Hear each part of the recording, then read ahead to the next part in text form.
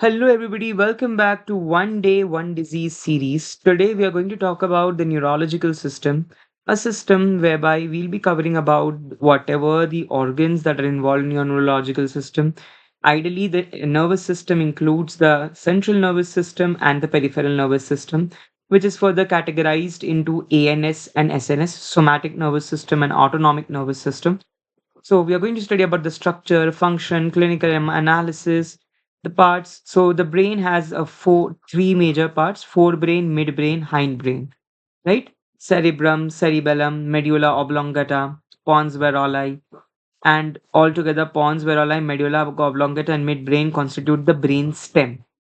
So the major function is the voluntary and involuntary movement, sensory perception, motor activity, homeostatic regulation, thermoregulation, respiratory regulation, along with cognition, memory, and behavioral changes. There are 31 pairs of spinal nerves and 12 pairs of cranial nerves that are present.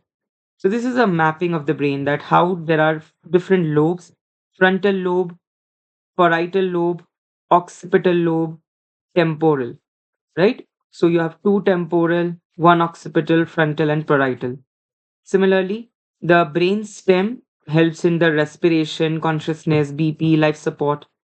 So it consists of the microscopic characteristics called neurons.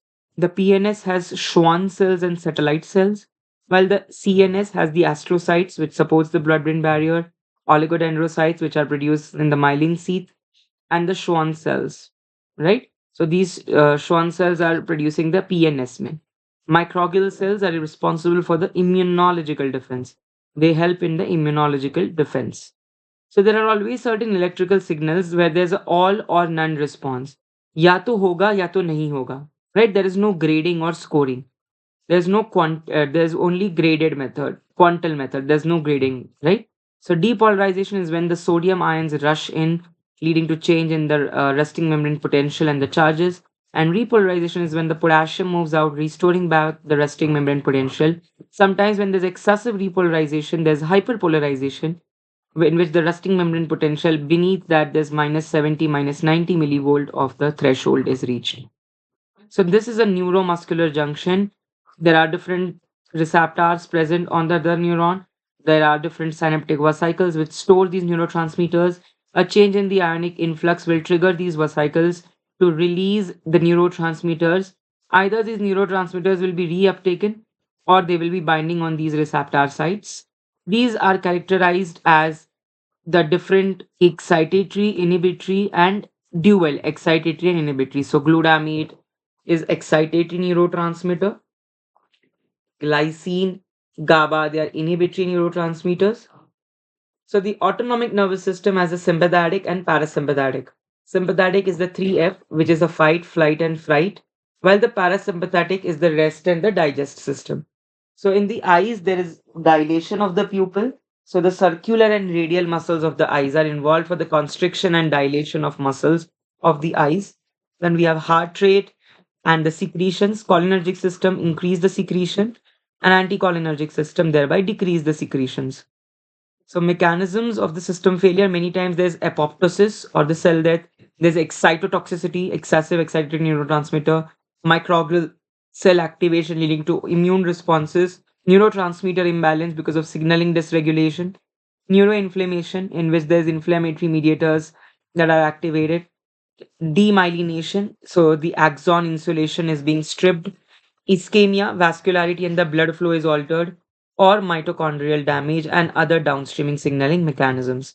So the structural injury involves the cerebrovascular diseases in which there's ischemic stroke and there's hemorrhagic. Hemorrhagic is when there's excessive blood loss. Ischemic is when there's a sudden loss in the blood supply. So the neurodegenerative diseases involve the protein aggregates, misfolding of protein, plaque formation, and the synaptic loss. And the synaptic loss. So here you can see that mostly we perform EEG, electroencephalograph, CT scan, MRIs for the same. The electrophysiology, whenever you want to determine the nerve conduction, you perform electromyography, right? There are different waves: gamma, beta, alpha, theta, delta. Gamma means concentration, beta means active mind, alpha means reflectiveness, theta means drowsiness, and delta means sleepiness. Delta waves are involved in the sleep. Theta are involved in the drowsiness. So theta and delta are sleep related while the rest are awake related.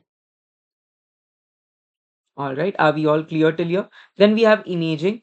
Imaging में CD scans are very commonly used to check whether the structure of the brain is restored or not. 3D MRI is for soft tissues, as I mentioned previously. Many times you also do the CSF analysis for the infective markers, and you check the BDNF, brain-derived neurotropic factors, and other autoimmune factors. So there are different diseases like you have Alzheimer's in which the cholinergic system is being suppressed. So you enhance the acetylcholine levels. Parkinson, which is also neurodegenerative. There's Lewy bodies, alpha-synuclein, which is being deposited. So the dopaminergic neurons are disrupted. Epilepsy, sodium channels, calcium channels are being disrupted, along with excitatory neurotransmitters increasing and inhibitory neurotransmitters decreasing, and the cerebrovascular disease in which the stroke mostly. So we give fibrinolytic, thrombolytic agents like streptokinase, which is called as a clot buster agent. Sometimes we have to perform surgical interventions, a craniectomy or subophthalmic nucleus incisions. There are a lot of different new nerve brain stimulation, NBS, deep brain stimulation. Then you can perform epileptic surgeries to reset the seizure focus. There are some rehabilitation modalities like the speech therapy, like audiologist in the speech therapy, cognitive rehabilitation in which there's processing and memory problems, occupational therapies like the daily living skills, physiotherapy, movement and the balance. So mostly the neuroprotection can be via infection control, rehabilitation, lifestyle management, or the vascular health, pharmacological interventions. The neuroglial formula. So today we covered about the symptoms, sign, disorders, pathophysiology, diagnosis, and the treatments. Of course, mostly if the acetylcholine level is decreased, we'll give the cholinergic drugs, dopaminergic agonist or MAO and COMT inhibitors. Epileptic may we give sodium and calcium channel blockers or glutamate antagonist, GABA agonists, right? Depending upon which disease it is, which neurotransmitter is being dysregulated, we will give the drugs accordingly. But the major function of the nervous system is control and coordination, motor activity, sensory perception, cognition, and homeostasis.